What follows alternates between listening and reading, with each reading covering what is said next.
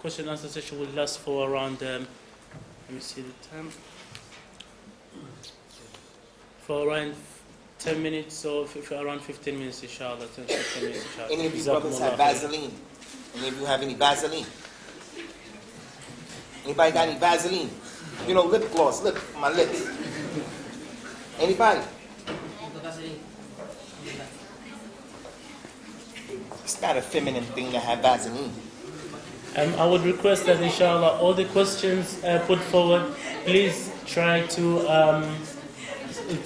stick to the topic, inshallah, the Shaykh has discussed. Unless, if the question is outside the topic, the Shaykh himself will choose whether to take the question or not. Jazakumullah khairan. Is there any question from the brother's side?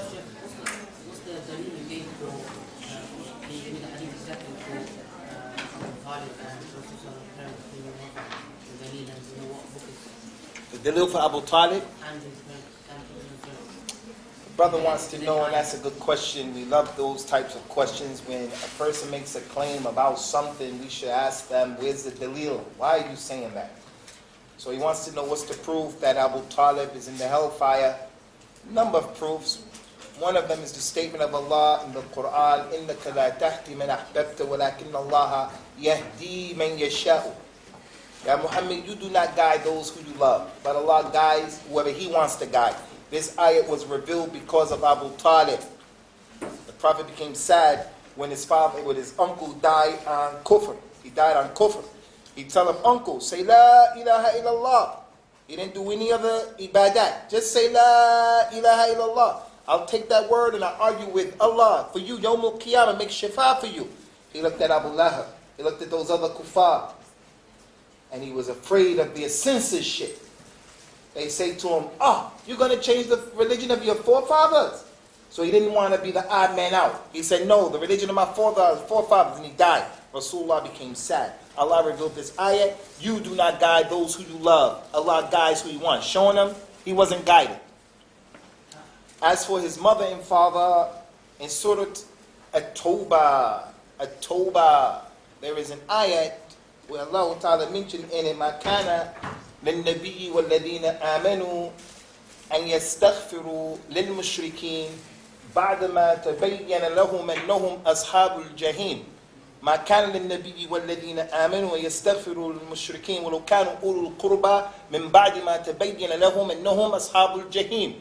It is not befitting for the Nabi and those who believe to ask Allah to forgive the mushrikeen, even if they're their close relatives, after it has become clear that they're from the Ashab al-Nar because of their shirk. This ayat was revealed because of the Prophet's mother, sallallahu alayhi wasallam. He went to Mecca. To conquer Mecca. The companions saw him at a grave. He was crying. They said, Ya Rasulullah, why are you crying? He said, I asked Allah to allow me to visit my mother's grave here in Mecca, and He allowed me. And then I asked Allah to allow me to forgive her. I asked Allah to forgive her, put her in Jannah. And Allah didn't allow it. So he was crying. As a Sahih Muslim. In the Sunan of Al-Imam Abu Dawood, the man came and said, Ya Rasulullah, where is my father? He said, your father's in the hellfire. The man turned around, he was crying and walked away. He said, Ala Raslik, hold on.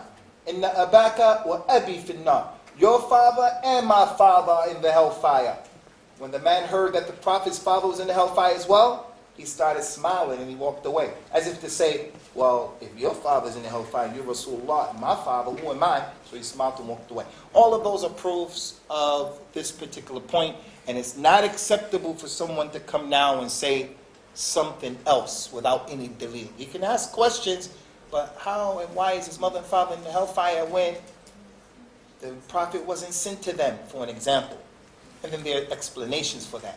But for the person to say, I love Rasulullah so much, that I can't fathom his mother and father in the hellfire, these issues are with Allah. Ibrahim's father, Azar, in the hellfire. It's not for us to think like that. That's part of our aqidah.